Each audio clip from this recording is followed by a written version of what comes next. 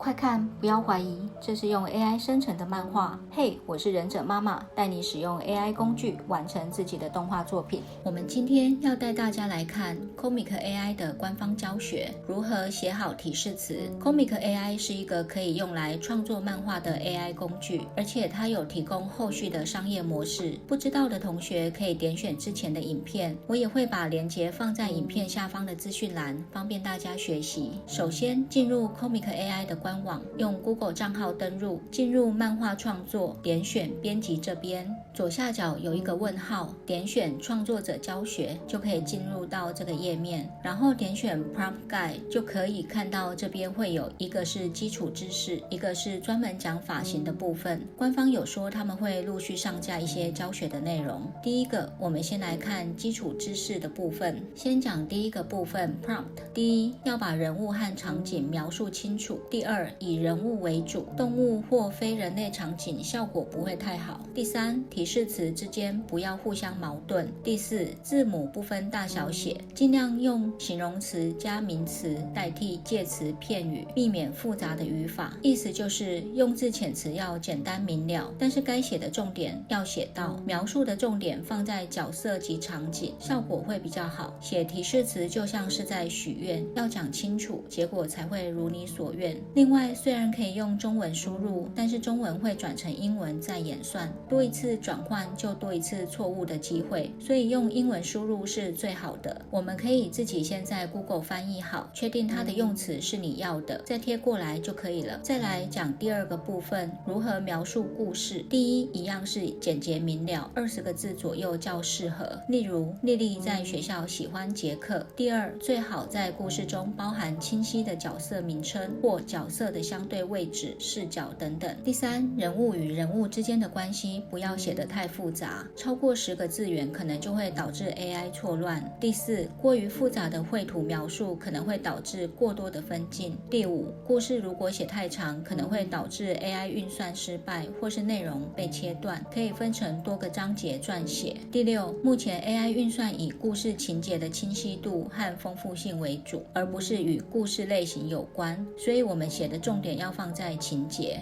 第七，角色的部分以人类为主，避免动物或非人类角色的故事。第三个部分，角色设计描述，建议依照这个格式：性别、职业、肤色、发型、发色、眼睛颜色、头饰、上衣、裤子或裙子、配件，用逗号隔开，最能减少运算错误。虽然它也可以处理其他描述格式，这边有举一个例子，女学生名叫丽丽，白皙的肤色，长发、金发、蓝眼睛，头发上戴着粉红色发带，穿着蓝色连身裙、白色紧身裤，系带银色项链。简单总结一下，就是第一个，提示词尽可能依照前面讲的这个格式描述清楚；第二个，确保提示词之间没有互相矛盾；第三，角色设计的叙述中不要提到动作，以外观为主就好；第四，与角色无关的内容都不要写。第四个部分，分镜的描述，我们前面已经将角色外观定义好了，分镜的提示词重点就放在动作、场景、环境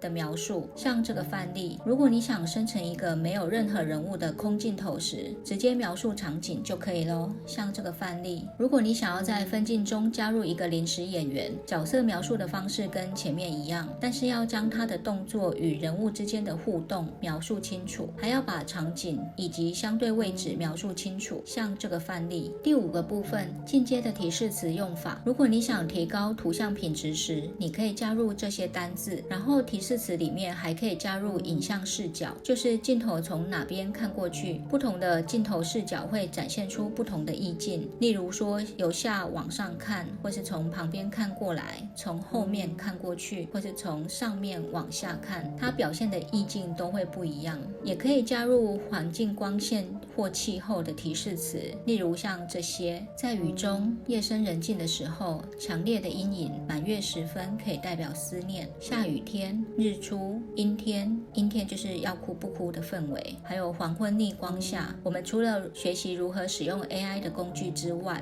我们还要去学习这个领域的专业，所以其实我们后续可以去研究什么样的镜头可以展现什么样的情境，那什么样的环境光线或是气候可以表现出出什么样的意境。第6个部分，常见问题。第1个，要怎么产生不同年龄层的角色呢？在角色设计的部分，目前没有这个功能，目前只能在产生分镜的时候加入不同年龄层的提示词，像这些。第2个，如果想要产生不同发型的角色，可以用哪些提示词呢？像这些。官方的教学资料很丰富，大家可以多多参考，尤其是它有列出来的这些例子，应该就是在它的模型里面有特别训练过的，意思就是说用了之后效果比较能够如我们所愿。第3个，如果要产生不同体型的角色，可以用这些提示词，目前一样只有在产生分镜的时候这些提示词才有作用。第4，描述角色的情绪可以参考这些提示词，那要在角色设计时添加还是产生分镜的时候用呢？当然一样是在产生分镜的时候才有作用咯。为什么呢？因为一个人不会从头到尾都是同一种情绪，对吧？除了用文字提示词之外，有时候我们不知道怎么形容情绪这部分的提示词，也可以试试看表情符号，也许会有一些意想不到的结果哦。再来我们看一下发型，发型是影响角色的整体外观，还可以展现角色的个性。设计角色发型时主要有3个方面，长度加风格加颜色，例如长直发、黑色发色。如果想要控制更多细节，这个部分官方目前还在努力中，因为会影响到后续角色一致的部分，我们先求有再求好。官方有说，如果有想看特定的发型，可以发电子邮件给他，或是在 Discord 回馈的这个频道中许愿。如果你想要复制已有的动漫角色的标志性发型，在提示词里面可以这样写。当然我个人是不建议复制已有的动漫角色的标志发型，为什么呢？因为既有的动漫人物在观众的眼中已经有很深的印象了，你在做第2个类似的人物，很难盖掉观众心中既定的印象，只会变成像谁谁谁的角色，最后就是东施效颦而已。市场上已经有哈利波特了，永远不需要第2个哈利波特。然后发型的颜色不要太多，避免剩色。什么是剩色呢？网络上的解释是这一大串，简单说就是染色，颜色会不够稳定。官方这边的资料整理得很好，他在发型这边，他除了告诉你要什么样的发型怎么写之外，他连图片都有准备好，我们可以依照我们想要的部分就把这个词加进去。那他后面也会陆续再出很多其他的教学，所以大家如果想把这一块做好，其实可以多看官方的教学内容。